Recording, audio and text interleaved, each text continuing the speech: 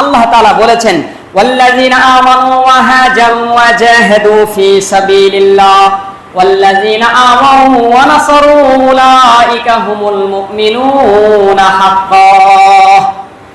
আল্লাহ পাক রব্বুল আলামিন এই আয়াতে কারিমার মধ্যে দুই শ্রেণীর ব্যক্তিদেরকে শ্রেষ্ঠ মুমিন হিসেবে গণ্য করেছেন এবং উত্তম মুমিন কারা সেই বর্ণনা তিনি এই আয়াতে কারিমার মধ্যে করলেন।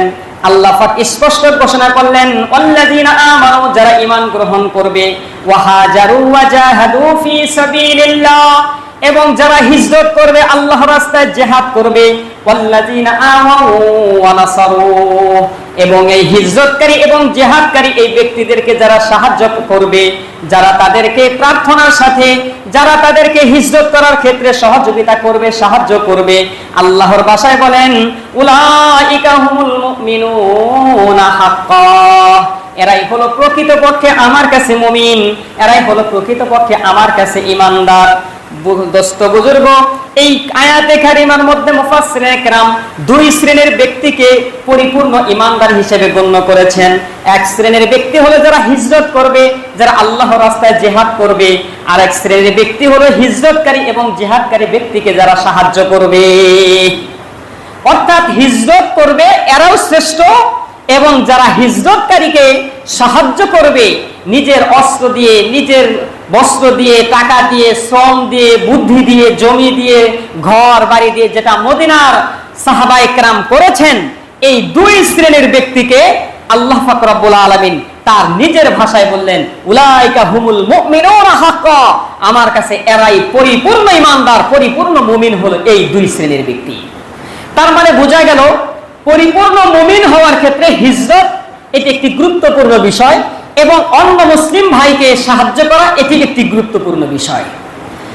হিজরত কত প্রকার এবং হিজরতের চেতনা কি আমরা সামনে আলোচনা করছি। হিজরতের স্তর হলো তিনটি। হিজরতের মূল স্তর তিনটি: এক মুস্তাহাব, দুই ফরজে কিফায়া, তিন হিজরত ফরজ। অর্থাৎ মুস্তাহাব হিজরত হলো বাইতুল্লাহ, বাইতুল মুকাদ্দাস এবং মসজিদে নববীকে যদি কোনো ব্যক্তি জিয়ারত করার উদ্দেশ্যে জন্মভূমি থেকে হিজরত করে, এটা হবে হিজরতে মুস্তাহাব। দ্বীন সম্পর্কে জ্ঞান অর্জন করার জন্য, নিজেকে জ্ঞানী করার জন্য, ইলম অর্জন করার জন্য মাতৃভূমি ত্যাগ করে যদি কোনো ব্যক্তি হিজরত করে, এটা হবে ফরজে কিফায়া হিজরত। ফরজ হিজরত কাকে বলে, এই বিষয়টা আমাদের লক্ষণীয় বিষয়।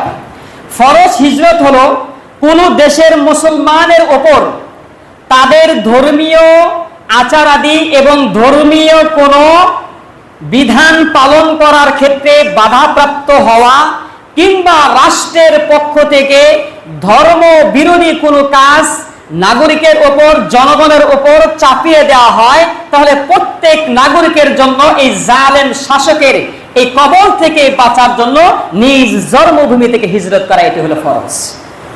তাহলে বুঝতে হবে কোন মুসলিম রাষ্ট্রেও যদি কোন রাষ্ট্রীয়ভাবে শাসকের পক্ষ থেকে